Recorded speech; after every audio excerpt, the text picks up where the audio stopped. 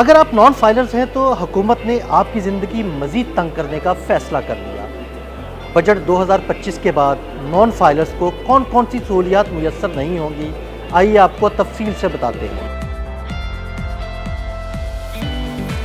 Budget آ گیا اور non filers پھنس گئے۔ وفاقی حکومت نے نیا کلاسیفیکیشن سسٹم متعارف کرانے کا فیصلہ کیا ہے، جس کے ذریعے نان فائلرز پر زندگی تنگ کر دی جائے گی۔ نئے بجٹ میں نان فائلرز کے بینک سے رقم نکلوانے پر ٹیکس کی شرح مزید بڑھانے کی تجویز ہے۔ نان فائلرز کے لیے بینک سے نقد رقم نکلوانے پر ایڈوانس ٹیکس کی شرح 0.6% سے بڑھا کر 1% کرنے کی تجویز دے دی گئی۔ جن نان فائلرز کے بینک اکاؤنٹس موجود ہیں ان پر تو بینک سے رقم نکلوانے پر ٹیکس کی شرح بڑھانے کی تجویز ہے، لیکن ایسے نان فائلرز جس کے بینک اکاؤنٹس موجود نہیں، اب وہ بینک اکاؤنٹس بھی نہیں کھلوا سکیں گے، کیونکہ نان فائلرز کو بینک اکاؤنٹ کھولنے کی سہولت سے محروم کرنے کی تجویز بھی بجٹ میں شامل ہے۔